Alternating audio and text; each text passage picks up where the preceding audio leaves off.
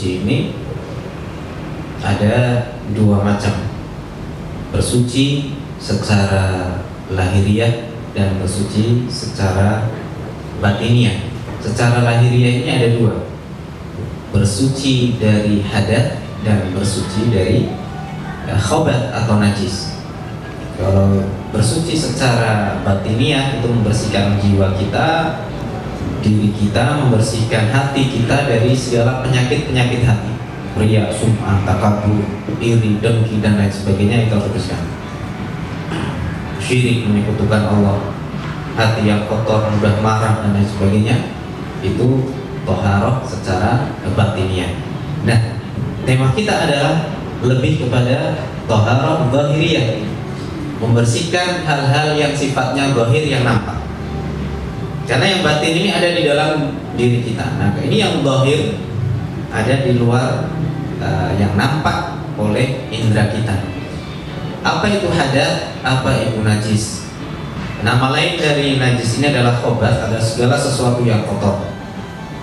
Hadas ini kaitannya dengan najis ini sebenarnya mempunyai kaitan yang sama dan efek yang sama bagi seseorang muslim, terutama kalau dia ingin melakukan satu amalan ibadah tertentu. Ya, kita sedekah, kita lagi hadas, sah nggak sedekah kita? Sah ya. Orang ini ada pengemis minta-minta ke rumah kita, orang minta sedekah untuk masjid, untuk anak yatim. Entar, saya mau dulu. Nggak harus, ya kan? Tapi ibadah-ibadah tertentu macam apa? Sholat, baca Quran, itu kita harus dalam keadaan suci dari hadas. Hadas ini apa?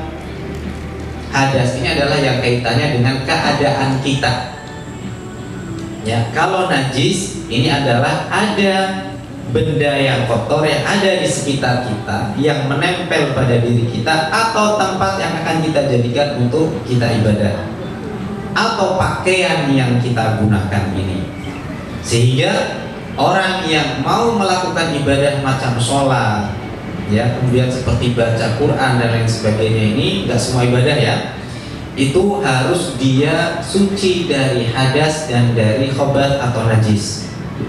Jadi hadas lebih kepada keadaan orang itu yang menghalangi orang itu sehingga dia harus bersuci, ya, itu hadas yang berkaitan ini. Sedangkan kalau najis adalah dari unsur yang ada yang sebenarnya tidak ada kaitannya, atau ini unsur dari luar, ada kotoran dari luar, atau mungkin dari orang itu sendiri, ya, tetapi harus dibersihkan. Makanya ketika ada orang yang buang hajat, maka dia adalah kotor, dia najis, dia harus melakukan istinja, membersihkan dengan air, atau istijmar dengan batu, atau yang apapun itu dengan yang mewakilinya, ya. Kemudian setelah itu karena dia sudah buang hajat, maka dia berhadas, sehingga setelah dia membersihkan dengan istinja atau istijmar, barulah dia dengan apa? Wudu, dengan toharoh. Jadi sebenarnya ada dua kaitan. Intinya hadas dan najis ini adalah dua hal yang bisa menghalangi sahnya ibadah tertentu bagi seorang muslim. Bedanya kalau hadas ini berkaitan dengan dirinya, dengan keadaan dia, tetapi kalau najis ini adalah sifatnya lebih kepada aini. Aini ini apa? Yang nampak kalau najis. Tapi kalau hadas, dia kelihatan tak tampak. Ini hadas nih, yang kelihatan seperti itu. Ya, itu perbedaan antara hadas dengan najis. Kalau untuk jenis-jenis dari hadas dan najis itu sendiri ada apa aja tuh? Baik, kalau hadas ini terbagi menjadi dua, hadas asghar dan hadas akbar. Hadas asghar ini adalah yang sifatnya kecil, kalau yang akbar ini adalah besar. Yang asghar apa saja? Yaitu seperti orang apa saja yang keluar dari sabilain, ma kharaja min ahadis sabilain, kalau dalam kitab fikih, apa saja yang keluar dari dua jalan, ubul dan dubur, baik itu sifatnya cair ataupun yang keras. Karena ada orang yang mungkin sifatnya bukan cair, ada keluar batunya, itu juga termasuk bisa membatalkan atau membuat seseorang ini apa? Berhadas. Ada orang lagi pipis, ya kan? Enggak keluar, yang keluar malah batu, produk, gitu kan? Ada kisahnya kayak itu, orang kencing batu, ya. Habis itu baru pipisnya lancar, ya. Mudah-mudahan kita nggak mengalami penyakit itu, ya kan? Itu jadi meskipun yang keluar itu selain daripada air, itu tetap dihukumi apa? Dia orang ini berhadas.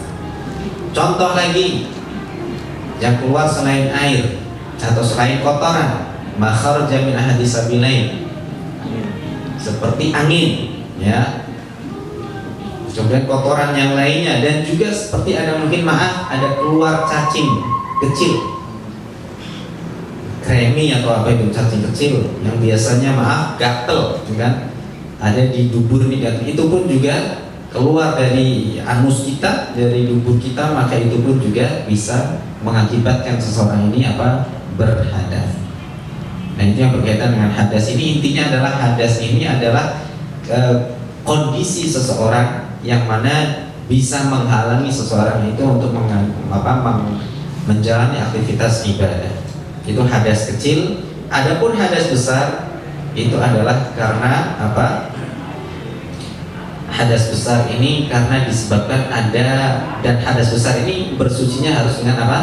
Mandi janabah.